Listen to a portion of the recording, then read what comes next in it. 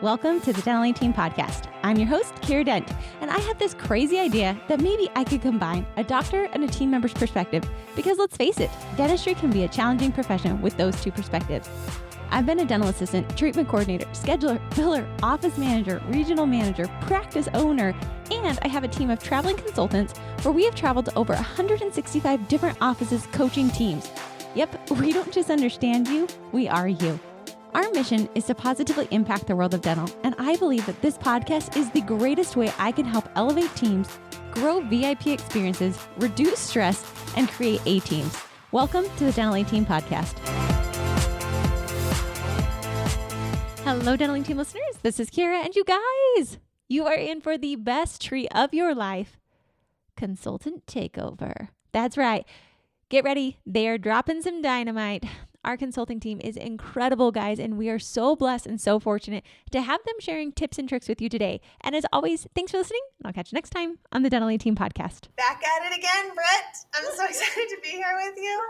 I love podcast days. Me too. I love them so much. I like doing it on video. We've always done them on video together, but now people get to watch it, and I think it's so cool because, I don't know, I have always just loved video. I don't know why. I like talking to people like this and just telling them all of the things that are in my brain.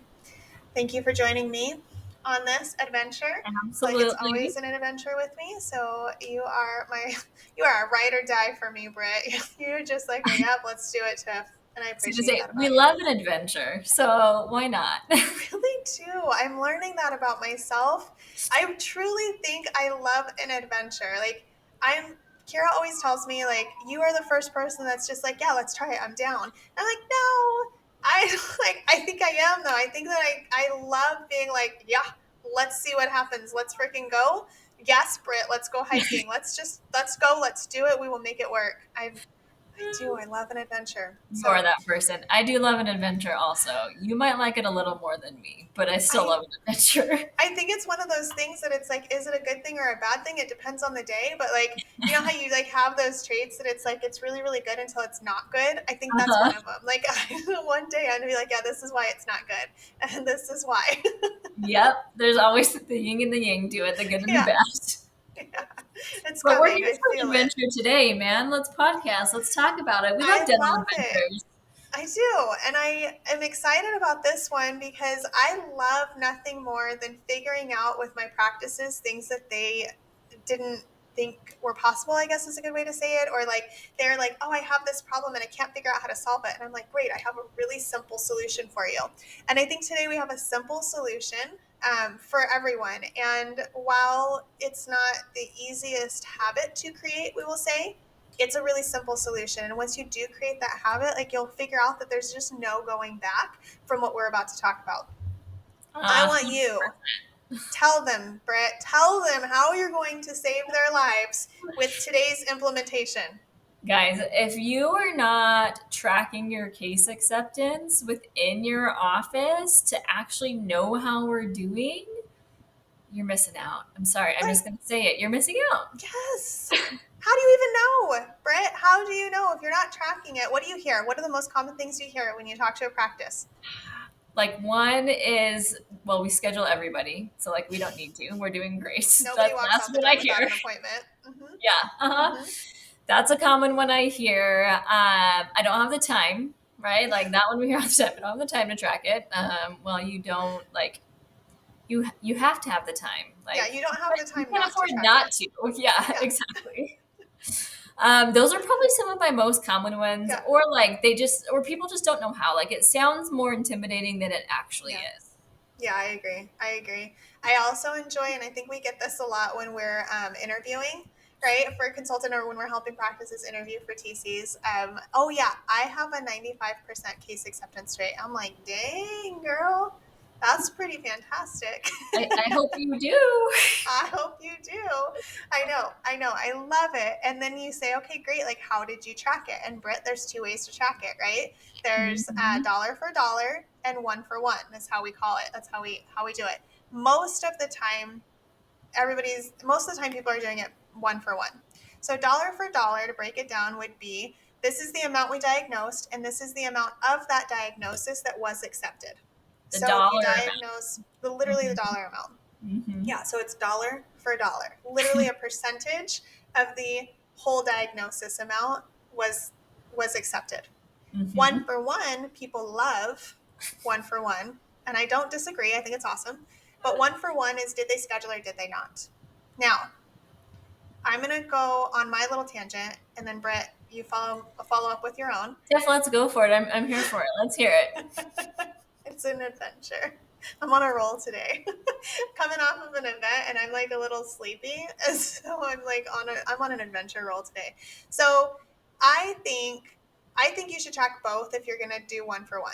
I'm totally fine with 1 for 1, but I think it's an ego boost, and that is the only reason for it. I want to know the reality. And my opinion is, and this is how I was trained by consultants, by trained people who trained me how to do it. And I was like, yeah, you're right. I can schedule all of this treatment. And I freaking did, guys. If you came to me, my doctor, and you had 3 crowns and 6 fillings, and it was going to take 2 appointments, 3 appointments, you had implants, it was going to take 5, I don't freaking care. I scheduled all of that treatment, or at least as much as I could, out. And I had payments in full ahead of time. I had payment plans ready. I had care credits going. I had the Wells Fargo loans applied for. Like, it was done deal. So I know it can be done. It is the non-ego boost. It is the ego hurt. Because if you come to me and you've got 5 crowns, and I can only convince that patient to schedule that first appointment out of 5, right? My case acceptance is crap. And as a treatment coordinator, it kind of hurts. It dings the ego. And you're like, no, they scheduled. Like, how am I supposed to schedule all of that? They can't even get that done yet. Kind of they can. Kind of they can.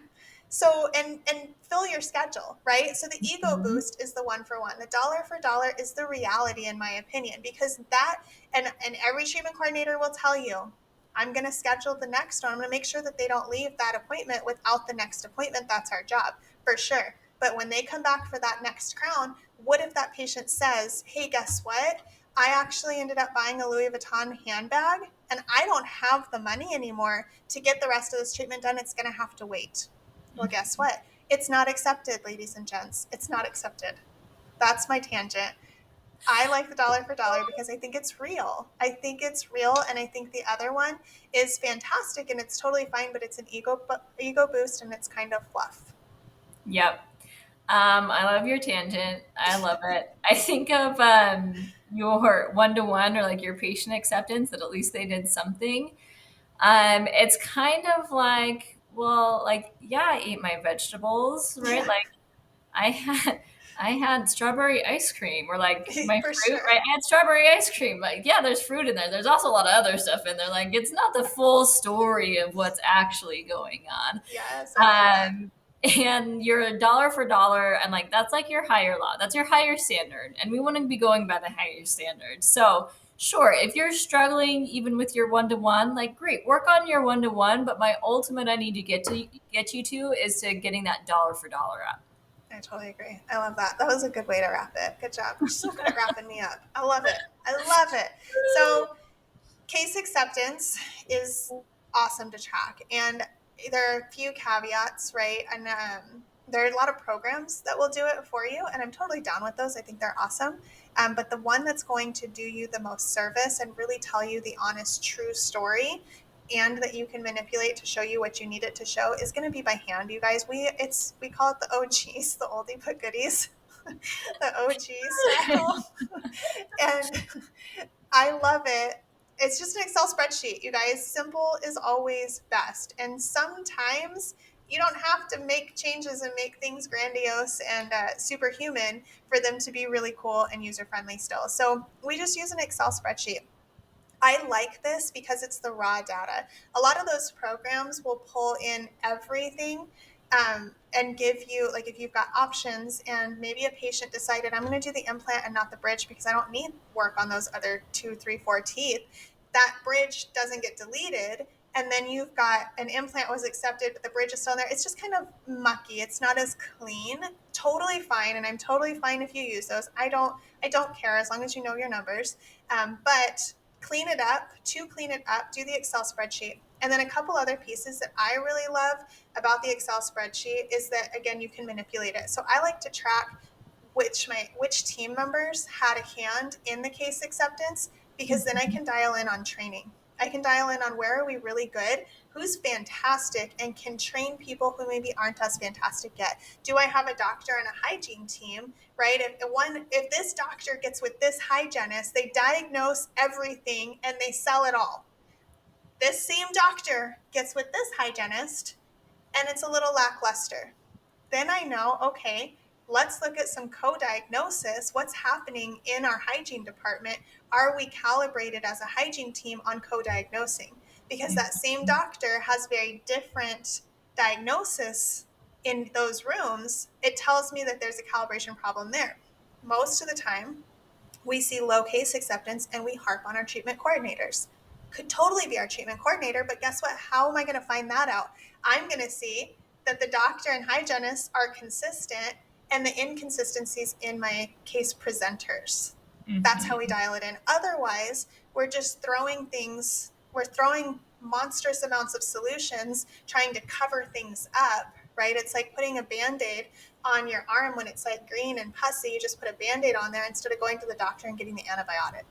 I'm with you. I'll add a little plug. If you're using either your dental software, an analytics platform, something like that to track case acceptance, like Tiff said, like you need to know the data points it's using to make sure we're entering the correct data points so that we get good information. Because that's also a big complaint I hear from teams as well. Like, well, that's not right. So then they just start to like completely discount whatever percentage is coming from their system because they're like, no, it's not right, which is where we do love a spreadsheet. I love a spreadsheet. Tiff loves a spreadsheet because it makes it very easy to track, and I'll make it a spreadsheet by doctor so that I can keep track by doctor and their treatment coordinator on there and a hygienist or assistant that was there with them. I'm with you absolutely, Tiff, on that.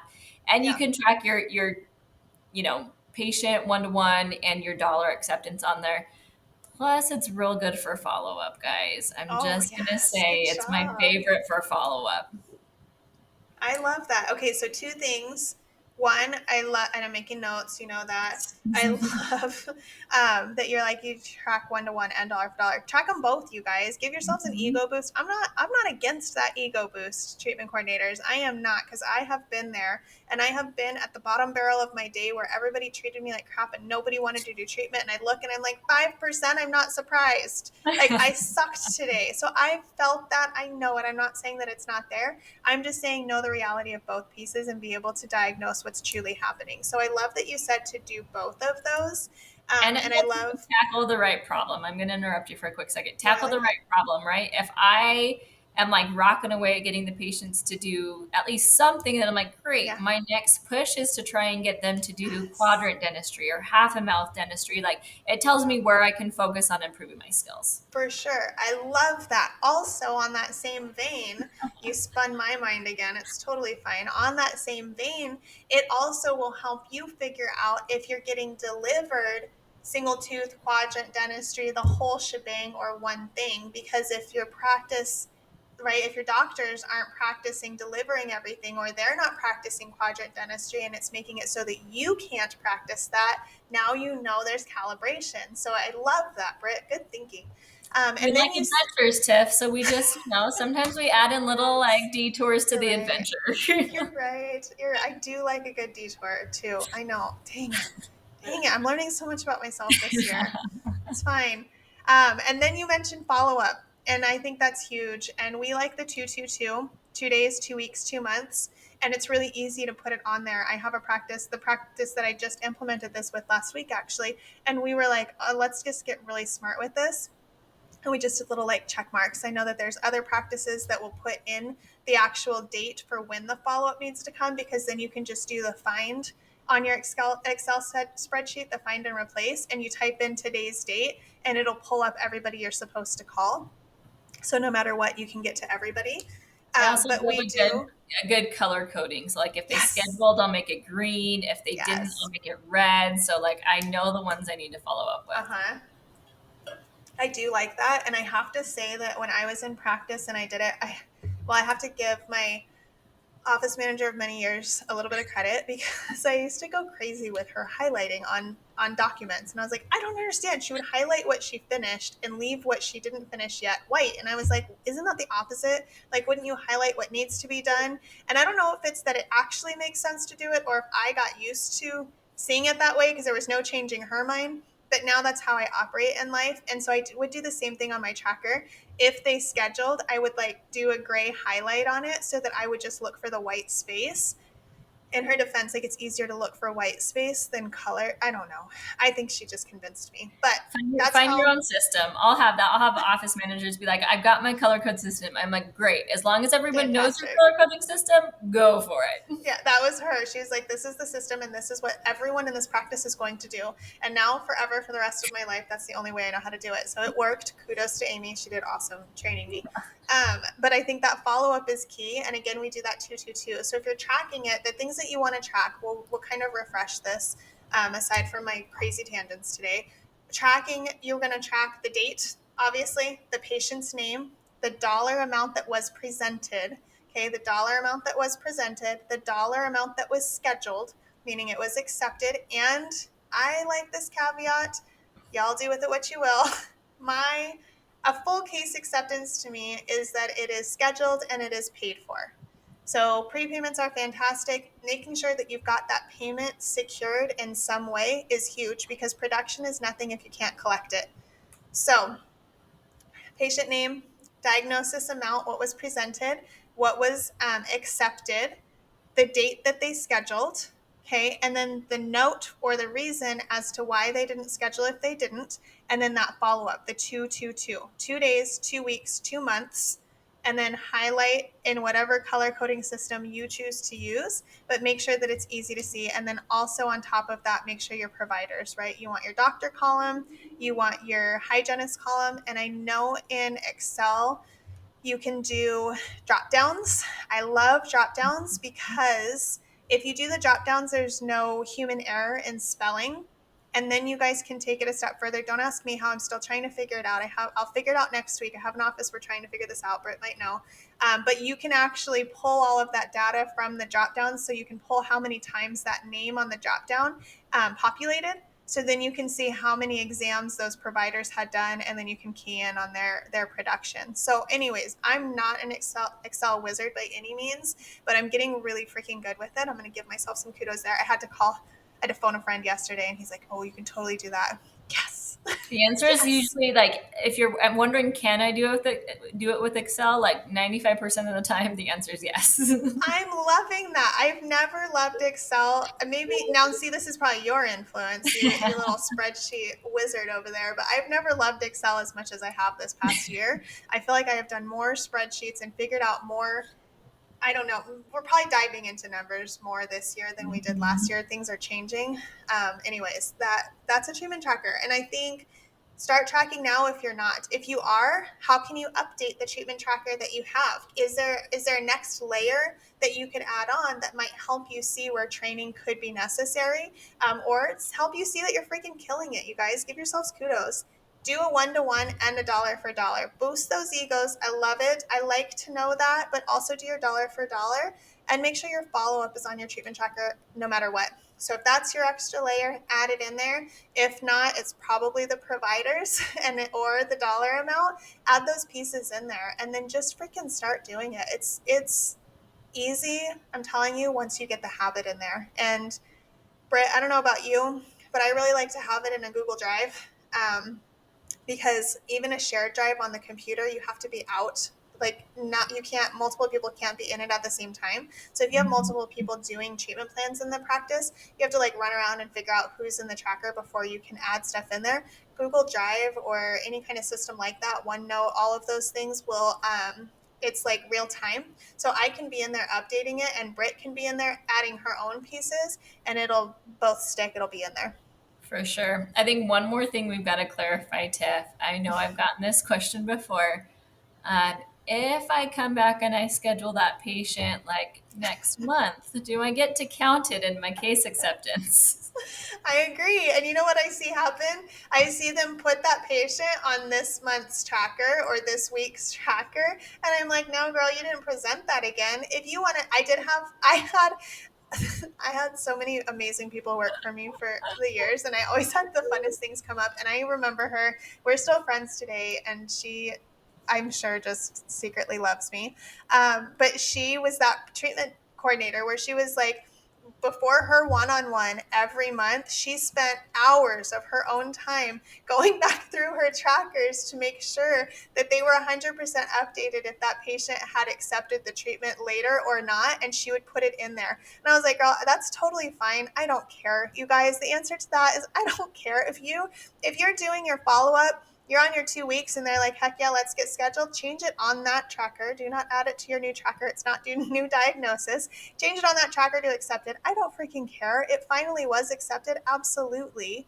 I truly don't care. It's nicer. It's nicer. I'm at end of the month. End of the month, guys. It's got to be scheduled within the month, and then we move on to the next month. Well, and I agree. I think within the month for sure, and that's what I told my treatment coordinator.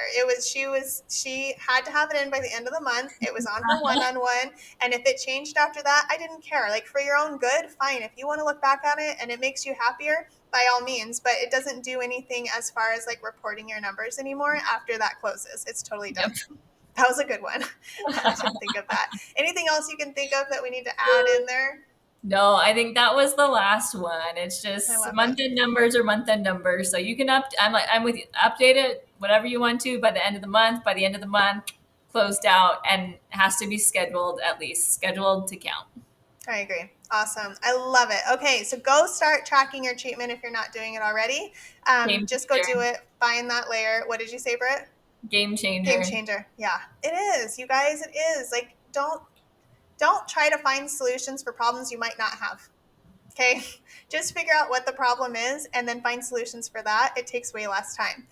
And on that note, please go do it. Let us know what you think. Drop us a review. We love to hear about these. We love to see those 5 stars come through. And we really love for the community that's also looking at these reviews to know what's working and what's not working for you as they listen to these same podcasts. It's really cool. And we get a lot of awesome feedback for that. If you need help, if you want examples, if you're like, hey, I can't visualize this, Tiff, throw me a spreadsheet, email us hello@thedentalateam.com. You know we are here to give you our hearts and our souls, and we will surely send you the examples that you need. Can't wait to hear from you and hear your 5-star review. Britt, thank you for going on so many adventures with me today. It was a wild one. I hope everyone enjoyed. And I can't wait to podcast with you again, Britt. Thank you. Yeah, thanks for having me, Tiff. Of course. All right, everyone. We will talk to you soon. And that wraps it up for another episode of the Dental A Team podcast. Thank you so much for listening, and we'll talk to you next time.